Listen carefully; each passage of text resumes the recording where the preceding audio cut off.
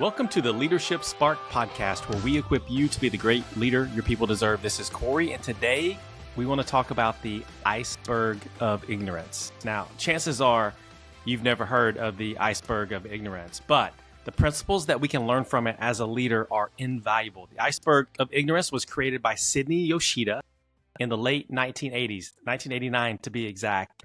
And he did this through studies that he was doing in Japanese manufacturing plants when it came to leadership.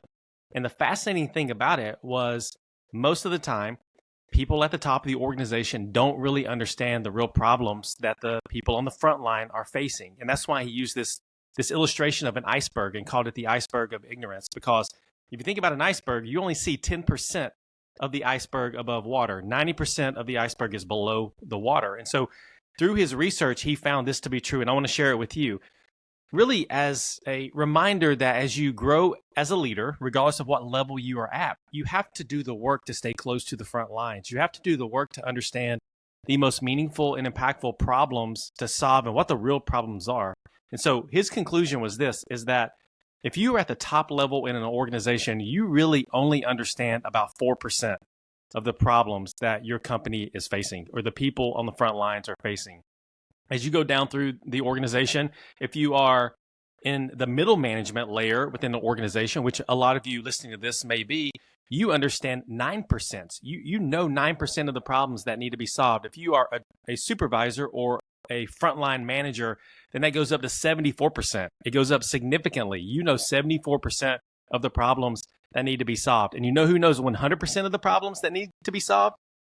The people on your team, the frontline people. And so what this does is it introduces a lot of risk as you grow in leadership within your organization, and you really have to fight against it, because if you only know 4% or 9% of the problems that need to be solved, then you could spend a lot of time solving the wrong problems. You could spend a lot of time not really addressing the problems that your frontline people are facing and the problems that would really unlock the results in your business and lead to the success that you want to get as a leader. And so I want to share some ideas on ways that you can increase your percentage of the problems that you know. And it really requires you to stay close to the ground and stay close to frontline employees. I believe the most powerful thing that you can do is have one-on-one meetings with your people every week.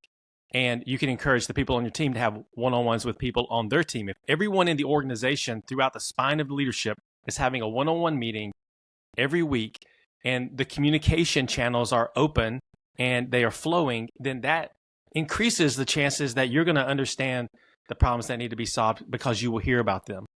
The other way that you can do it is skip levels, is that if you have layers within you and the front line, do skip level interviews with people. Sit down with them once a month or whatever frequency makes sense for you and ask them questions about the problems they're facing that can help inform you as you, wherever you are in the leadership hierarchy, as you make decisions to focus on the problems to solve within the organization. You can do surveys, you can do town halls. As your teams get bigger, you have to be more creative on how information can flow to you. And so it's something that you need to be aware of, this iceberg of ignorance, because you don't want to be at the top of the organization and understand 4% of the problems, and 96% of the effort that you do isn't even solving the problems that your frontline people need you to solve, because you know what that affects? It affects engagement. It affects performance. It affects your credibility as a leader. It affects your ability to be successful as a leader. And so keep that in mind, the iceberg of ignorance. Hopefully that's a mental picture that you have now that can help inform and remind you that you have to stay close to your frontline people. And so the go and do is that create your own structure with what makes sense for you based on where you are in the leadership hierarchy, to stay close to the people who are on the front line, who have the biggest impact on the success of your business, and solve the real problems. And that only comes by understanding what the real problems are.